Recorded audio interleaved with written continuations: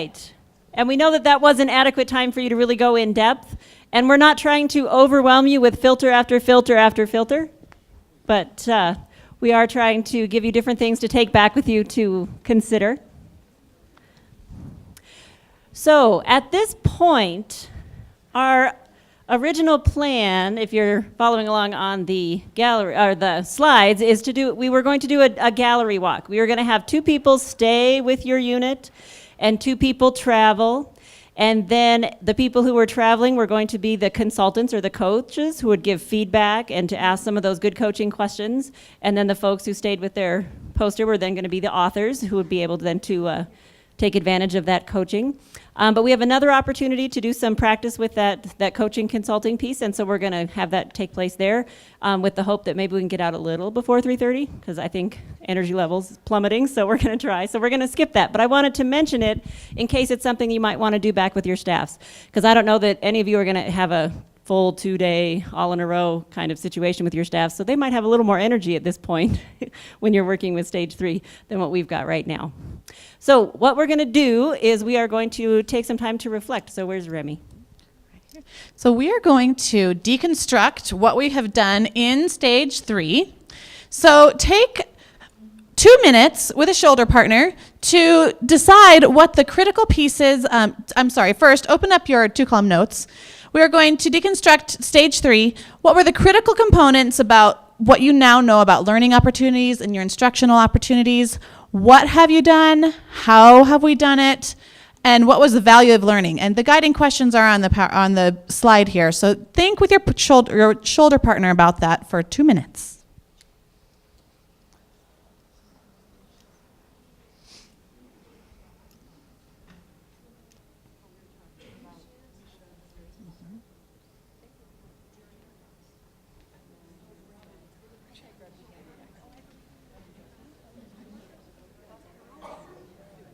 That would be good. Doesn't matter. Yeah, let's do it together on one so that if they get separated, it's together.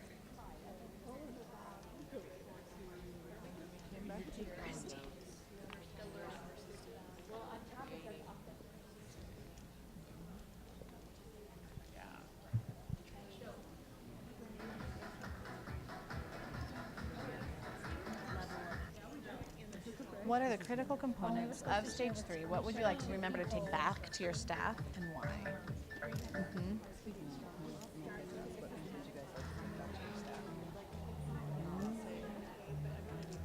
I think we're supposed to be deconstructing the actual activity. So we're deconstructing. Mm-hmm. Why did we compare those terms? Mm-hmm. Yes. Just stage 3. Yes. Mm-hmm. We're deconstructing what they had us do. So when we stood up and with a partner decided between A and B, what was the value in it? That's what we're answering. And there are a couple of things. Some people are taking it to stage 3. Some people are taking it to development-wise. So that's fine.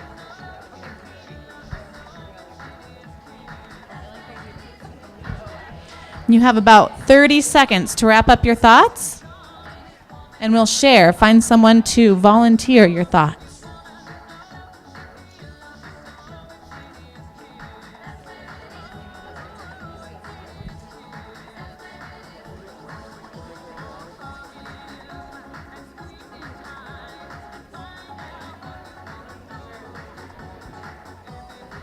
And when the music stops, be ready with one person at your table to share.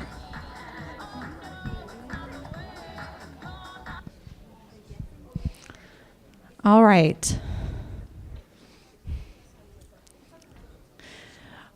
There are some very rich conversations going on right now. Some of you are discussing the lens of professional development with your staffs. Some of you are discussing the actual backward planning stage 3 components. And so who has something? Who would like to be our first victim or volunteer to share what you were talking about with your shoulder partner?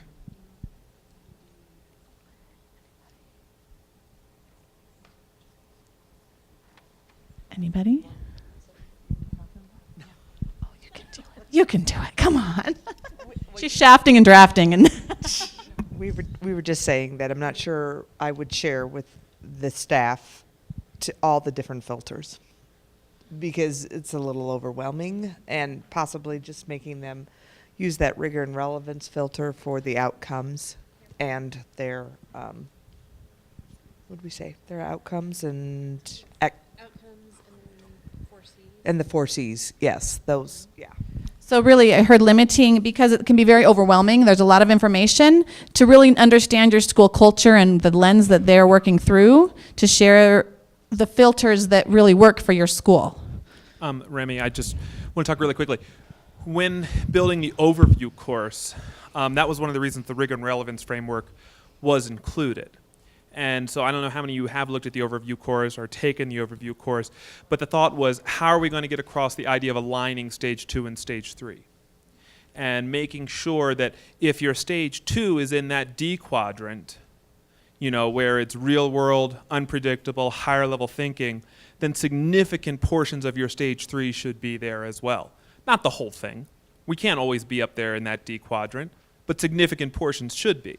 And so that was the thinking in the overview course, that because this is an overview course, and depending on where your staff is at, that may be a good, sound instructional decision to make. So, peace. What else? Thank you.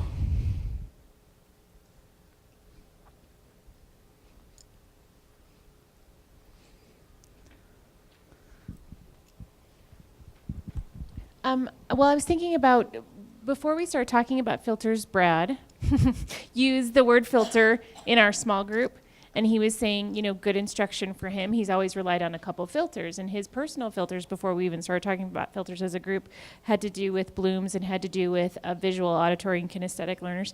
And so kind of a realization or connection that I had about the filters being so overwhelming was to stop and let teachers think about what their own personal filters are. You know, because for some people, the rigor and relevance is really awesome and they really kind of connect with it. And for other people, they have, you know, multiple intelligences that they really connect with, or differentiation or Bloom's or whatever. So letting teachers kind of identify their own filters and then be able to apply their personal filters to their stage 3.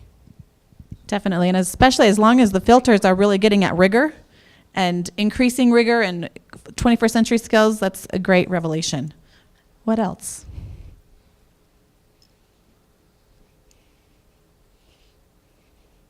Anything from this side of the room? As I'm sneaking over here. We have one right behind you, Christy. So I think the experience that taught me the most, one of the big lessons in my teaching career is about my 4th year. I shared it with a few of these folks. So in a small district, the superintendent would drop into your room and give you feedback on what he saw. And I think I had, at the time, I was already kind of putting up my purpose on the board, so kids knew what that was. This is, 17, 18 years ago. And then I had an activity that I was doing. And his comment to me was, love the activity, love the purpose, didn't see how they went together. And it was pointed, but I had a relationship with him that I could then go later and talk to him and say, you're absolutely right. I had a great activity, I had a great purpose, and I was trying to fit them together, and it didn't quite work at the moment he was in there. Kind of one of those ouch moments, but a very good one. And I think we also experienced it when we were trying to do our stage 3, is we came up with what I thought was a really good activity, and then we looked for ways to make our questions and our outcomes fit that great activity. And again, that's backwards to the backwards, the not of what we're doing. The not backwards Double planning. That's a backwards way of looking at backwards planning. So that was an interesting aha for me and our group. We were kind of wrestling with that one too. So. Absolutely. And that leads me to another group's discussion where there are a few teachers trying this out in our district, obviously, and really thinking that it's difficult to start with a content that you are very familiar with and to start with your grade level. It's really important to get out of that content so you practice all of the components all the way through stage 3 so that you can get into your content and separate those great activities that you did that were really fun, that were really important at the time, but really getting to the crux of what is the enduring understanding, what are the outcomes I'm really shooting for, and then figuring out how to get there the most meaningfully. I think So- also something to consider is I got very attached to some of my activities I love and I didn't want to let go of them because I didn't want to think for the first 10 years of teaching that I was doing it the wrong way. I mean, I'm all about admitting that I'm wrong, but it was the fact that the kids loved it and they loved doing it. And so I just didn't want to let go of it. And I think it's a matter of giving yourself permission to say, you know what, I did what I thought was best for kids at that point, but now I'm going to upgrade it. But also, I think to the point that when you're in stage 3 and you think you've got this solid stage 1 and stage 2, and you do, and then now you're working on stage 3 and you're thinking, ooh, this is a really good opportunity for students to be part of. And then, because Christy, you and I did this. We had this great opportunity when we were doing a PD for GVC work. And then we were working on it in Dr. Fagan's class, and she said, so what is your outcome for that? So we actually went back and added an outcome because part of that path was really, really strong to get to our ultimate, world-class outcome for teachers. So I think that's okay too, as long as you stay true to what you're really wanting students to know and be able to do. And I think it was a richer process for Absolutely. stage 3 than it would have been had we just started with stage 3. Absolutely. So I think we have to give ourselves permission to go back and forth within the plan as long as we're looking at that, high quality. Definitely. I mean, whoever said the sin of coverage at secondary, the sin of activity at elementary is absolutely true, and that's the real risk with this is that I defaulted to, oh, that's a great activity. Now I got to make up an outcome that fits it. Duh, that's not really. It's not exactly. Yeah, I mean that's like making a Penguins unit fit whatever you need to do at that grade level. Well, thank you very much. We have such rich conversations going on. And as one of the newest members of the World Class Education and Choice Programming Department, I get to shaft and draft myself today. Woo-hoo. So I've done a lot of work with backwards planning out of my content. And so what I would like you to do, as you think about going back to your sites and coaching your teachers, you get to try that today with my backwards plan that I have been creating. Now, I will tell you that I am completely 100% vulnerable right now. And I do want you to really go through the process of what you know about coaching. And this is totally a risk for me. And so I want you to know that. And Robin's laughing at me right now. But really, you on Edmodo right now, while the music plays, please access the backwards plan for English Language Development and then stop and I'll give you your next direction.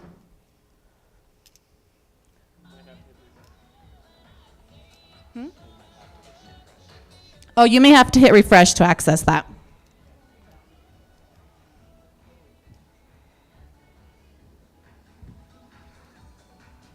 And kind of give me a cue when you have that up so that I know that we're done and ready to go.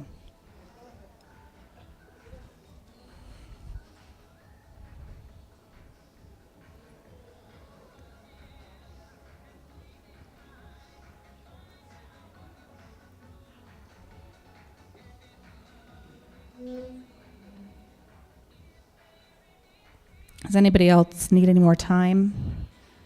Are we good? All right. Thank you. Just to give you a little bit of background for why I chose the plan that I chose and some of the terminology that I'm using in there, just in case, I decided to create a sample backwards plan for our English as a second language teachers. And not necessarily to do an entire unit for people, but to really dive in myself so I had a really good understanding, solid understanding of what teachers are truly doing. And so I chose, because we're moving in such a global direction, I chose the most difficult group, I believe, to really strive to make our efforts global because of the lack of ability to communicate in English. So I chose our non-English proficient, which is NEP, non-English proficient learners. This is intended for kindergarten through 12th grade, and that is a challenge in how I'm writing it, so please know that as well. And really intending to make kids confident English speakers. L1 when you see that in there is their first language, whatever that happens to be, whether it's Russian, Spanish, Vietnamese, or any of the other languages that students speak in our district. And L2 is English, their second language, so the language 1 and language 2. So when you're reading through that, please know that this is a draft, and I'm still working on it. And I would love for you to, right now, using the rubric with stage 3 especially, look at this through your lens as a coach. So I'm going to give you about 10 or so minutes. I'll kind of gauge the room at about 10 minutes and see where we are. And look at what are the strengths, what are the areas of growth, and if this was your teacher, what would you say to them, and how might that conference go? You may start. You know, I debated that. Look at stage 3 especially, but if there's something that you would want to coach in stages 1 and 2, go for it. I'll leave that open-ended.